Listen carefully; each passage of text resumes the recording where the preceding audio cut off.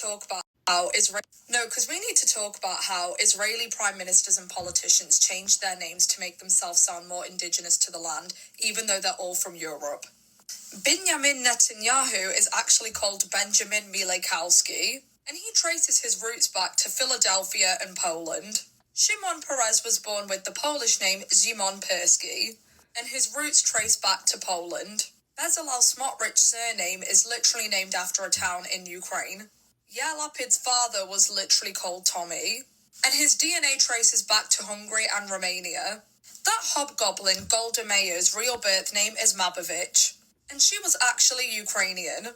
David Ben-Gurion was actually born as David Grun, and he only adopted that name once he took on colonizing as his full-time job after he left.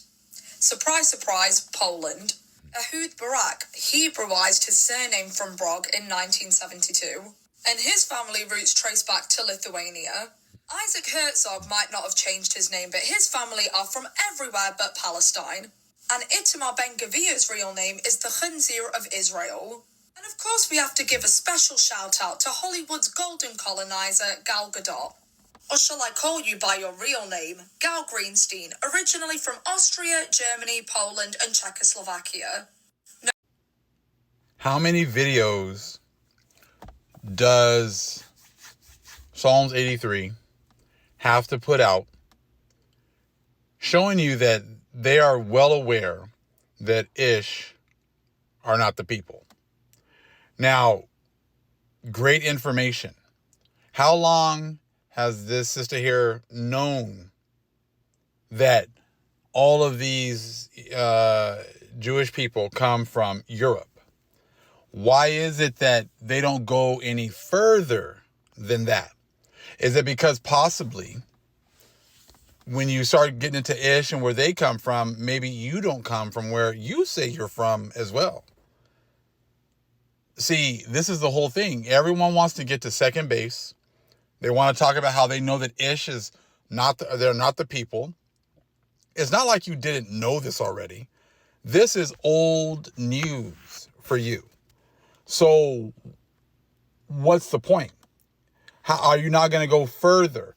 Then if Ish does not belong in those lands, then who does? Who are the people that belong in the Holy Land? Who are the people that have a true covenant with the Most High? Why is it that all of these people will make all of these videos, all of a sudden there's coming up out of the woodworks talking about how Ish comes from the Ukraine, they come from Poland. We've all known this. We've been talking about this for years that they're not the people. But we use the Bible to prove that they're not the people. So if you've already known this, and you already know they all come from, the Ukraine, from Poland, from Austria, from all these different places, then why don't you take the next step and tell the world who are the people of the Most High? You see, that's where everyone stops. And that's how you can tell who's all part of Psalms 83. See, they will throw their own, to the sharks. When it's advantageous for them, they will throw each other under the bus. Ish has outlived, their usefulness. So now all of a sudden, we've been talking about all of these things and bringing out this information. Other people have been bringing out this information, but all of a sudden now it's getting so much traction. Why? See, when you know you got nothing to lose at this point, when you know that you've come to the end of your run, now the Most High is going to make you sacrifice each other. And that's exactly what you're seeing. I mean, we all know that these people come from Europe. We know they're not indigenous to the lands. We know that 1948 did not fulfill any prophecies.